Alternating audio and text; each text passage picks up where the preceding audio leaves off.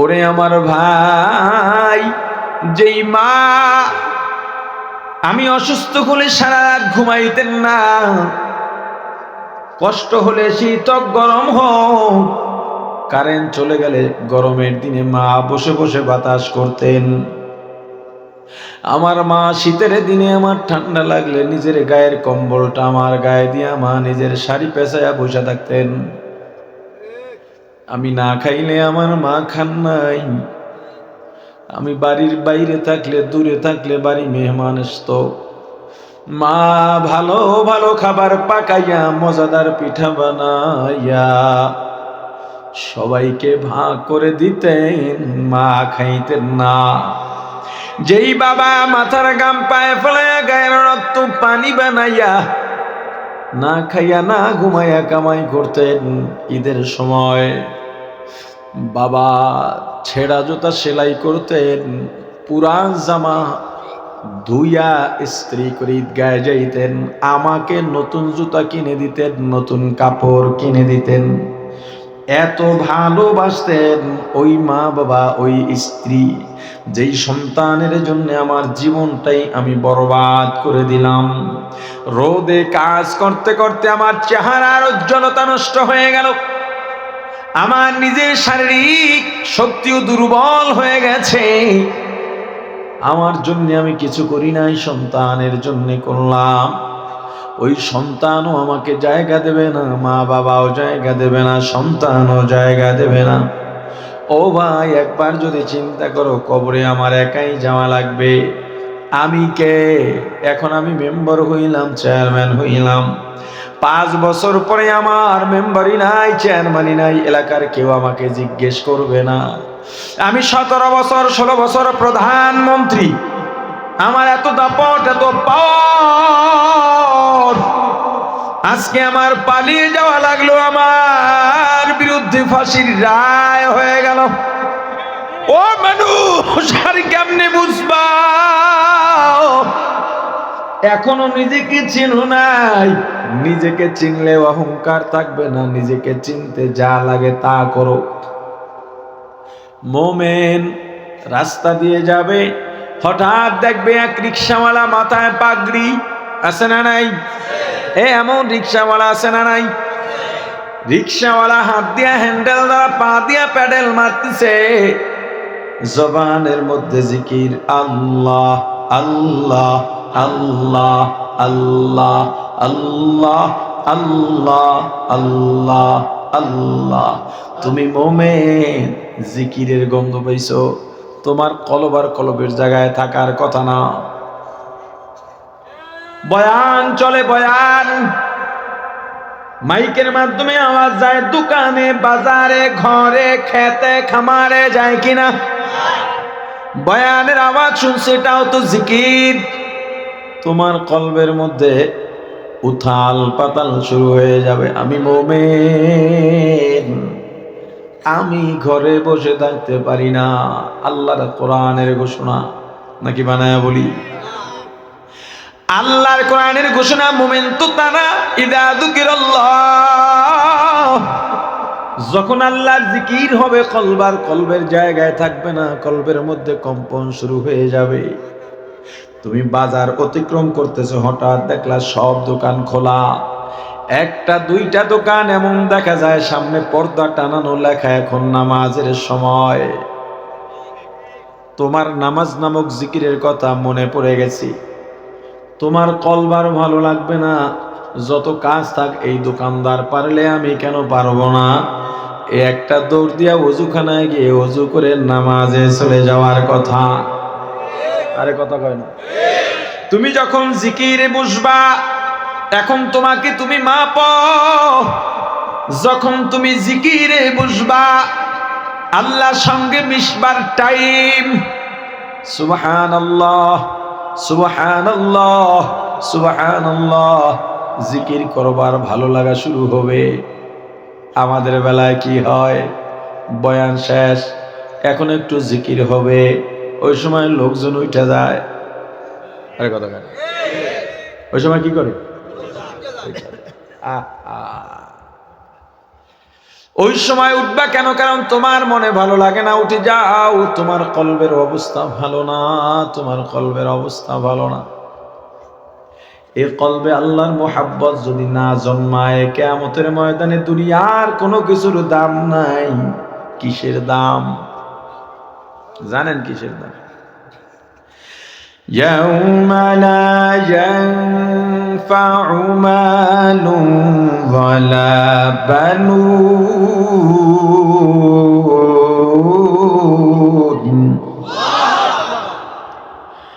ইল্লা মান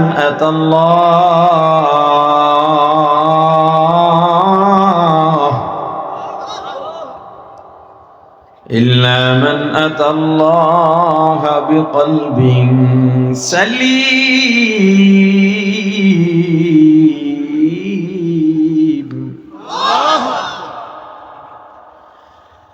ইয়াউমা লা ইয়ানফাউ মালুন ওয়ালা বানুন ইল্লা মান أتى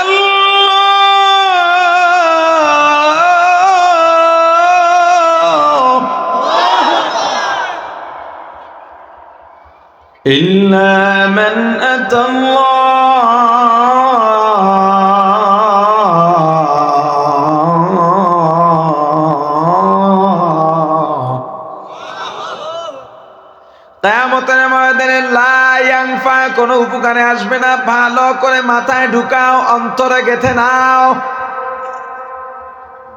কিয়ামতের ময়দানে কোনো উপকারে আসবে না। কি উপকারে আসবে না? মালুন, হে মালদার, ভালো করে জানো, কোন সম্পদের মূল্য কিয়ামতের ময়দানে নাই। প্রতিপত্তি বংশ মর্যাদার দাম নাই, সম্মানের দাম নাই। ওয়ালা বানুন, সন্তান সন্ততি, নেতা নেত্রী, পাওয়ার ক্ষমতা, এগুলোর দাম কিয়ামতের ময়দানে নাই। কিয়ামতের ময়দানে কিসের দাম? আল্লাহ বলেন ইল্লা মান আতাল্লাহ, যারা আমি আল্লাহর কাছে আসবে কি নিয়া? বিকলবিন সালিম, শুদ্ধ কলব নিয়া, পরিচ্ছন্ন কলব নিয়া। কিসের দাম? কেমন কলব? জোরে জোরে সবাই। তোমার কলব কেমন আছে তুমি নিজে এবার যাচাই করো।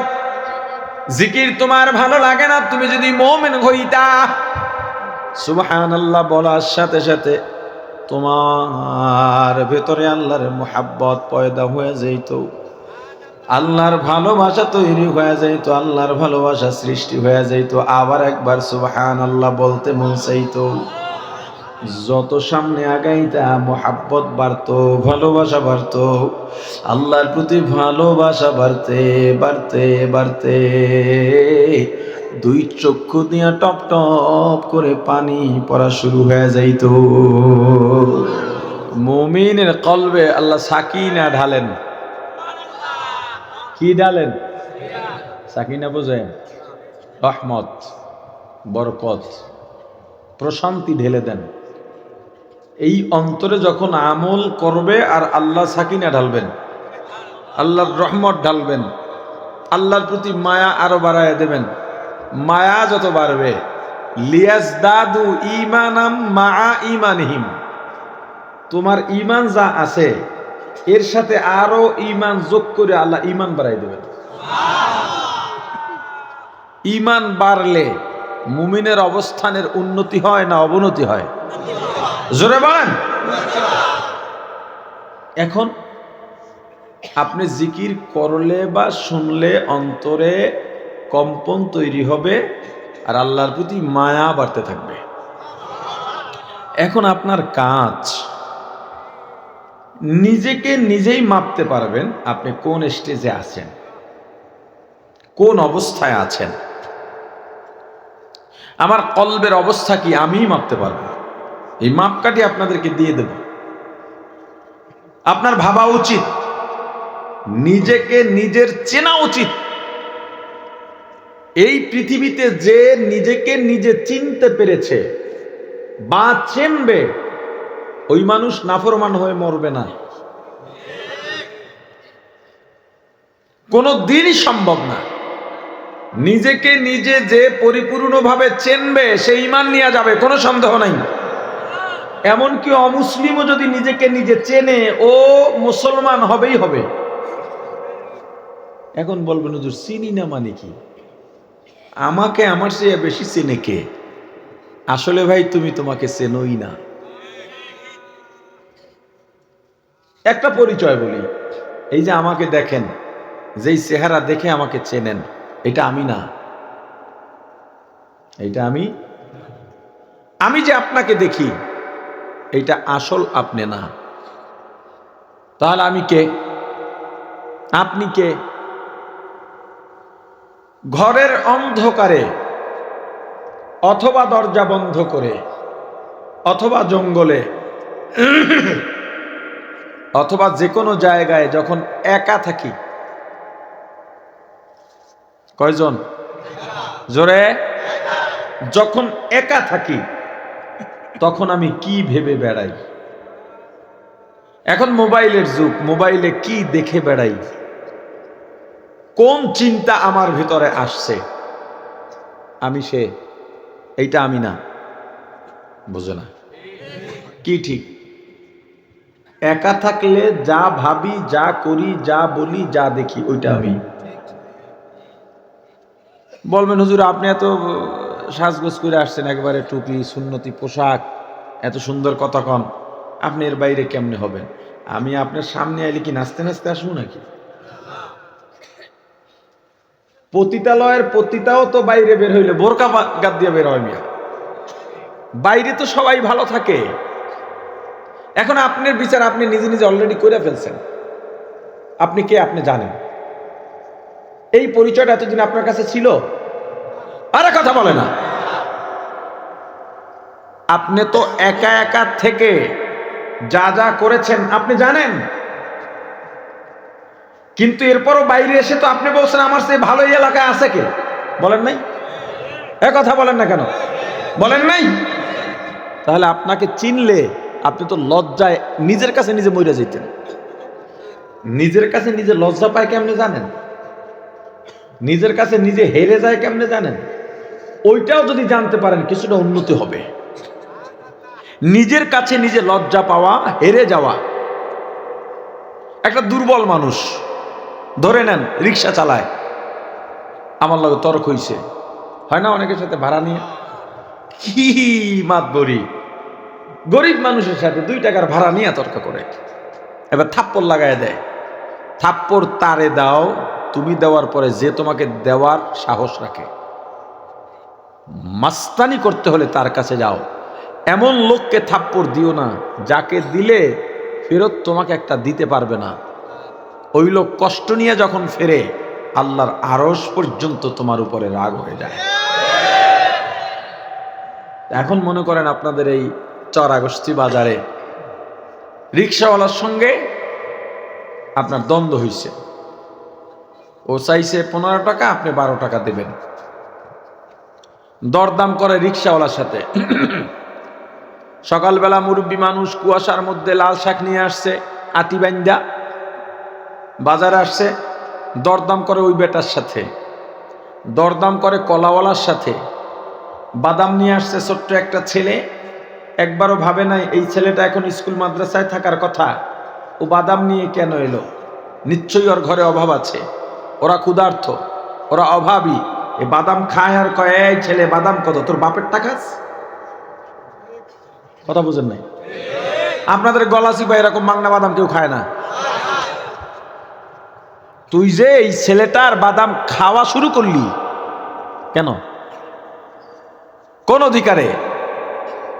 দোকানদার যদি বলে যে একটা খান, ওইটা খাইতে পারো, তবু উচিত না।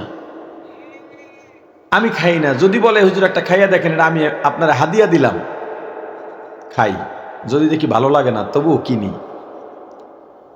না কিনলে ওর একটা তো লস হচ্ছে এখানে, যতই হাদিয়া দিক। আমি তোর অবস্থাটা বোঝার চেষ্টা করি। কইবেন তো আপনার ভালো লাগে না, কিনলেন কে? কিনি এই নিয়তে, ওর লাভ হলো এখানে, নিশ্চয়ই তো আমাকে লস করে দিবে না। মাপার সময় বলি একটা যে খাইছি এটা কমাই দিও, কিন্তু দেয় আরো 3-4টা বাড়াইয়া দেয়, এটা ওর খুশি, ওর ব্যাপার, ওর লাভ হলো আমি কেনার কারণে। এরপর এখন এটা তো আমি খাবো না, যেহেতু আমার ভালো লাগে নাই, আমি এরপর রাস্তায় খুঁজি কে কিনে খেতে পারে না এমন লোক পাওয়া যায়নি, তার ওইটা দিয়ে দিই।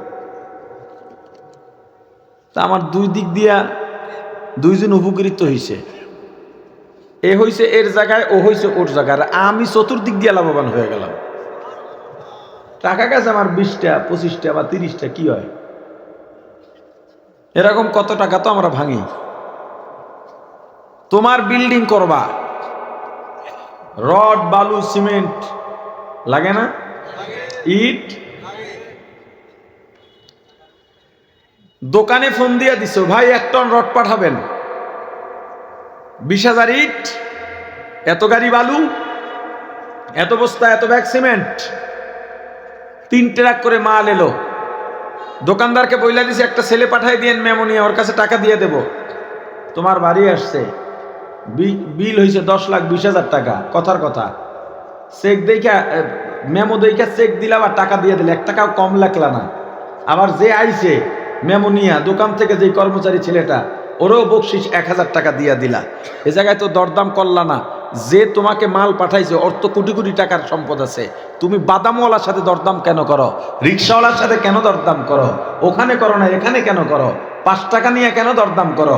রিক্সাওয়ালার ভাড়া 10 টাকা, 20 টাকা দিয়া দাও। তোমার 10 টাকা বেশিতে কিচ্ছু আসবে যাবে না, তোমার কোনো ক্ষতি হবে না। ওই 10 টাকায় ওর মনটা আরশের সমান বড় হয়ে যায়, তোমার জন্য দোয়া করে। কিন্তু বইলা দিও, বাপ এইটা তোর ভাড়া না, তোর ভাড়া 10 টাকা, তুই আবার পরবর্তী প্যাসেঞ্জারের কাছে বেশি চাইছ না। রিক্সাওয়ালার যে খুব ফেরেস্তা এমন তো না, যখনই 10 টাকা বাড়াই দেবেন পরের প্যাসেঞ্জারে কইবে মাত্র আমি 20 টাকায় আনছি। এই জন্য একটু কথা বইলা দেবেন। তা মনে করেন ঝগড়া হলো, রাগ করে আমি 2-3টা থাপ্পড় দিলাম, কাকে কাকে? রিক্সাওয়ালা তো গরিব মানুষ, ও আবার আমাকে ফিরাইয়া 2টা থাপ্পড় দেবে এই ক্ষমতা সাহস ওর নাই। কেন জানে আমি যদি একটা দিতে চাই তাহলে আমার মেরে লাইব, আমার ক্ষমতা নাই। থানায় আমার কথা শুনবে না, চেয়ারম্যান আমার কথা শুনবে না, এমপিকে যাইতেই পারবো না, এলাকার বড় লোকেরা অমুকের পক্ষে থাকবে। থাপ্পড় দিয়া আমি ঘরে গিয়া যদি আনন্দে ঘুমাই, বউর সঙ্গে খুব গর্ব করে বলি আজকে একটা দিয়েছি মনের ঝাল মিটাইয়া, তুই পশু। আরে কথা বলে না কি? আর যদি মানুষ হইয়া থাকো তখন নিজের কাছে নিজে হাইরা যাইবা, ঘুমাইতেই পারবা না। করলামটা কি? এটা ঠিক হয় না। এটাকে মনুষ্যত্ব বোধ বলে, নিজের কাছে নিজে হেরে যাওয়া। নিজের কাছে নিজে লজ্জা পাওয়া কোনটা? বাজারে গিয়ে একটা অন্যায় করছেন, মানুষ আমরা অন্যায় তো করতেই পারি, আরে কথা বলে না। প্রত্যেকবার কি আপনি ঠেলে ঠেলে আমার কথা বলাইতে হবে? আজীব ব্যাপার, এতে বয়ানের মন নষ্ট হয়। কথার জবাব দেবেন, আবার কয় ঠিক। এই জায়গায় কোনো ঠিক আছে?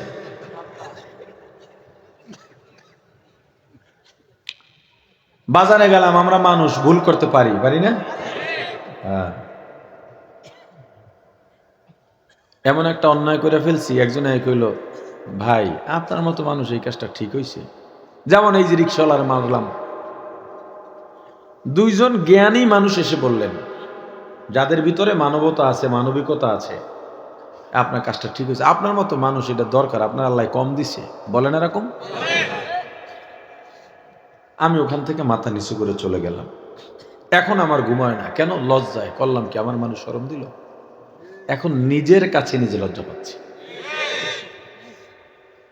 একজন মানুষ গুনাহ করবে, কেউ জানে না, আমি জানি কিনা?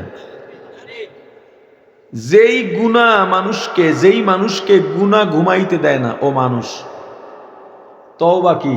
আল্লাহ গুনাহ করছি মাফ করে দেন, মাফ করে দেন, এইটার নাম তওবা না। তওবা মানে হলো অনুতপ্ত হওয়া। কি হওয়া? অনুতপ্ত হওয়া। যাকে গুনাহ ঘুমাইতে দেয় না তার গুনাহ আল্লাহ মাফ করে দেন। বিছনায় শুয়ে রইছে, করলাম কি, একটু ঘুমাইতে চাই, ঘুম হয় না, ওইটা পায়চারি করতেছি, আমি এটা করলাম কি? আল্লাহ আমার মাফ করে দেন। আর ভাল লাগে না, না এটা ঠিক করিনি, যাইয়াই অজু করে 2 রাত নামাজ পড়ি। নামাজে দাঁড়াবার আগে চোখ থেকে পুরা বৃষ্টির মতো পানি পড়া শুরু হয়ে গেছে, অনুতপ্ততায়। এর নাম মানুষ, এর নাম কি? কিন্তু আমি বুঝি না, রাজনৈতিক নেতারা বক্তব্যে যেই ঢালে পিছনে গিয়ে আসে কয়েকদিন পাবলিক তো বলদ, বুঝ একটা দিয়েছি, ভোট মোটে কমবে না। কারণ ওদের মধ্যে মনুষ্যত্বই নেই। কি নাই? আরে কথা বলে না। কোন মুসলমান বলতে পারে আমরা শরিয়া আইনে বিশ্বাসী না? যদি কেউ বলে, কোন দলের নেতা বা কোন দলে যদি এমনটা থাকে, ওই দল সমর্থন কোন মুসলমান করতে পারে না, তাহলে আর মুসলমানিত্ব থাকে না। যখন মাদ্রাসায় পড়তাম চিন্তা করতাম, এত মুসলমান, এত নামাজি, এক একটা মাহফিলে লাখ লাখ মানুষ হয়, অথচ বেশিরভাগ মানুষ যাবে জাহান্নামে। আল্লাহর ঘোষণা, বেশিরভাগ মানুষ কোথায় যাবে? জাহান্নামে যাবে। এটা কেমন কথা? যখন বুঝ হইল তখন শিখলাম যে মানুষ কেন জাহান্নামে যাবে। অন্যায় করে, হারামি করে, চাঁদাবাজি করে, দুর্নীতি করে, খুন করে। এই দেশে একদল ক্ষমতায় থেকে গেছে বছরের পর বছর, অন্যায় করে নাই? মানুষ খুন করে নাই? আলেমদের কষ্ট দেয় নাই? মানুষের হক নষ্ট করে নাই? এরপরেও ওই দলের কর্মীরা কোনো অন্যায় স্বীকার করে? বরং আরো ফেসবুকে লেখে কি, দিন আমাদের আসবে। তা যেটা গেছিল ওটা তোদের দিন ছিল না? আরে কথা কয় না। এখন আবার যারা ক্ষমতায় না যাইতেই চাঁদাবাজি শুরু করছে, নাকি করে নাই? জোর জবরদস্তি শুরু করে নাই? মানুষের জমি দখল শুরু করে নাই? এই সব জানে, সব, এরপরে সমর্থন করে, জান প্রাণ দিয়ে দিতে চায়। কি চায় না? কেউ যদি ক্ষমতার বাধা হইয়া দাঁড়ায়, বাধা মনে করে, এরপর দল পাকাইয়া মাইর দেয়, আছে না নাই? একদল নমিনেশন ঘোষণা করছে, ওই দলের আর এক প্রত্যাশী পায় নাই, কাম করছে কি? যে পাইছে তার দলের, তার সমর্থকদের গুলি দিয়া মারে নাই? দেখেন নাই? হাসপাতালে পাঠায় না? এটা যে অন্যায় ও জানে না? এরপর সাপোর্ট করে কিনা? নিজেকে নিজে চেনো, আগে নিজেকে নিজে চেনো, তুমি কে।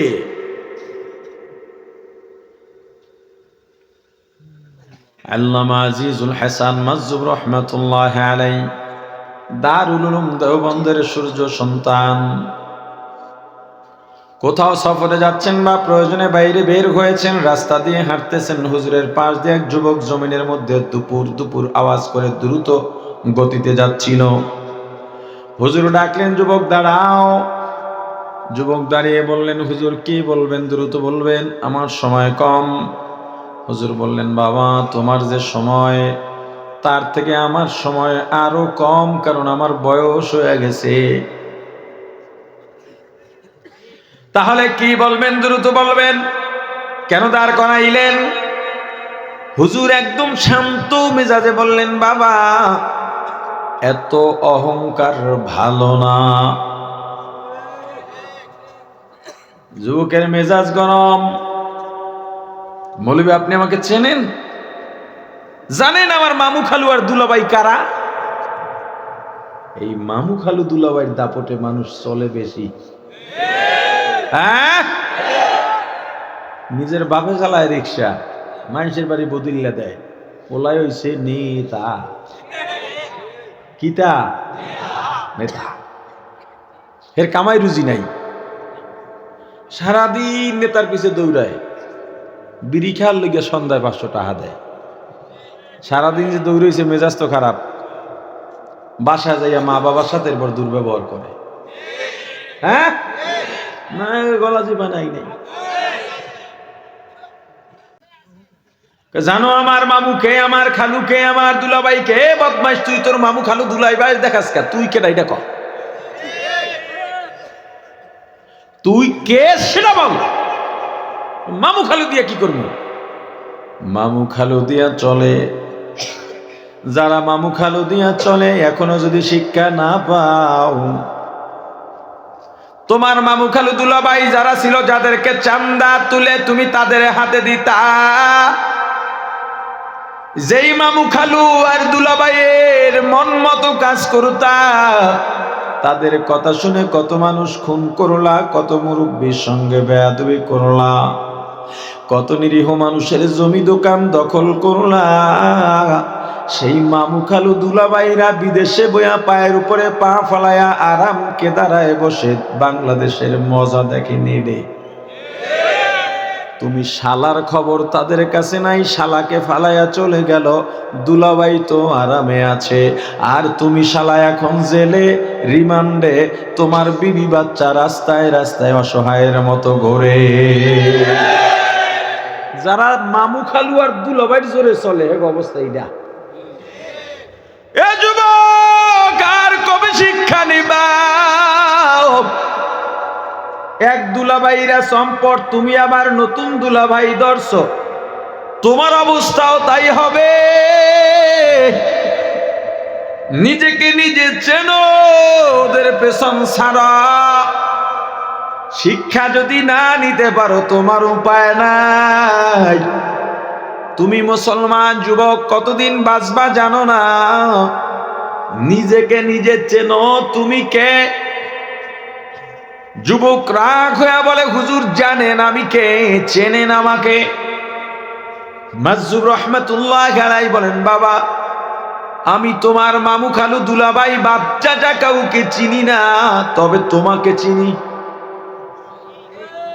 যুবক বলে, হুজুর আপনার সঙ্গে আমার তো কোনোদিন দেখা হয় নাই, দেখেনও নাই, আমাকে মানুষ চেনে আমার দুলাভাই মামু খালু দিয়া, অথচ আপনি তাদেরকেই চেনেন না, আমাকে কিভাবে চেনেন? হুজুর বলেন, আসলেই তোমার সঙ্গে তো পূর্বে আমার আর কোনোদিন সাক্ষাৎ হয় নাই, তোমার বাড়ি কই জানি না, বংশ পদবী কি জানি না, তোমার মাকে তোমার বাবাকে কিচ্ছু জানি না। যুবক আরো অবাক হয়, কাউকে জানেন না, কাউকে চেনেন না, তাহলে আমাকে কিভাবে চিনলেন? হুজুর বলেন, তোমাকে যেভাবে চিনি ওই পরিচয়টা জানতে চাও? বলে চাই। ও চরের মানুষ, ওই পরিচয়টা তুমিও শোনো, ওই পরিচয়টা তোমারও, ওই পরিচয়টা তোমারও। আল্লামা আজিজুল হাসান মাজজুব রহমাতুল্লাহ আলাইহি ডেকে বলেন, বাবা শুধু তোমার পরিচয় নয়, সবার পরিচয় আমি দিচ্ছি। তোমার আমার জন্ম এক ফোঁটা নাপাক পানি দিয়া। কি দিয়া জন্ম? যুবক এখন যদি তুমি 5 স্টারে থাকো, 10 তলায় থাকো, লিফটে উঠা নামা করো, তোমার বিছানা ঝেড়ে দেওয়ার জন্য লোক আছে, এমনকি তোমার জুতা পরিষ্কার করার জন্য কর্মচারী আছে, তোমার বাথরুম পরিষ্কার করার জন্য কর্মচারী আছে, খাওয়া দাওয়ার পর তোমার বর্তন পরিষ্কার করে দেওয়ার জন্য কর্মচারী আছে, তোমার কাপড় ধুয়ে দেওয়ার জন্য কর্মচারী আছে। কিন্তু যুবক যেদিন আজরাইল সামনে দাঁড়ায়া যাবে, আজরাইলের বাধা এমন বাধা, পৃথিবীর কোনো শক্তি নাই এই বাধা অতিক্রম করতে পারবে।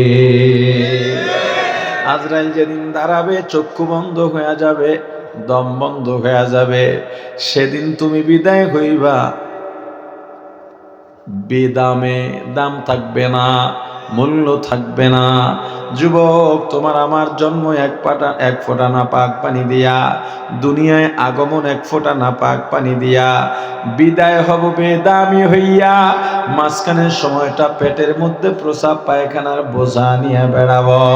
ও যুবক বলো, যার জন্ম নাপাক পানি দিয়া, বিদায় বেদামি হইয়া, মাঝখানের সময়টা প্রসাব পায়খানার টাঙ্কির ভূমিকায় কাটাই, ওই মানুষটা কোনোদিন অহংকার করতে পারেনি।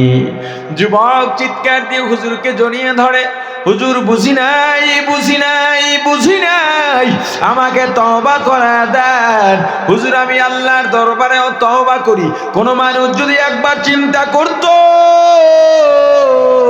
যেই মানুষটার জন্ম এভাবে, বিদায় কিভাবে, মাঝখানে কেমনে কাটায়, ওই মানুষ কোনদিন অহংকার করতে পারত না। हकीकत से तो दुनिया बेखबर है, दुनिया की नुमाइश पर नजर है नमी गोयम के आज दुनिया जुदाबाश बहर कारे के बाशिबा खुदाबाश। दुनिया में हो दुनिया का तलब गार नहीं हो, दुनिया में हो दुनिया का तलब गार नहीं हो, बाजार से गुजर हो खरीददार नहीं हो, बाजार से गुजर हो खरीददार नहीं हो, जागा जी लगाने के दुनिया नहीं है, जागा जी लगाने के दुनिया नहीं है, ये इबरत की जाहे तमाशा नहीं है, ये इबरत की जाहे तमाशा नहीं है। ला इलाहा इल्लल्लाह, ला इलाहा अल्लाह, ला इलाहा इल्लल्लाह, ला इलाहा इल्लल्लाह, ला इलाहा इल्लल्लाह, ला इलाहा इल्लल्लाह। প্রাণের ভাই আমার, নিজেকে চেনো তুমি কে?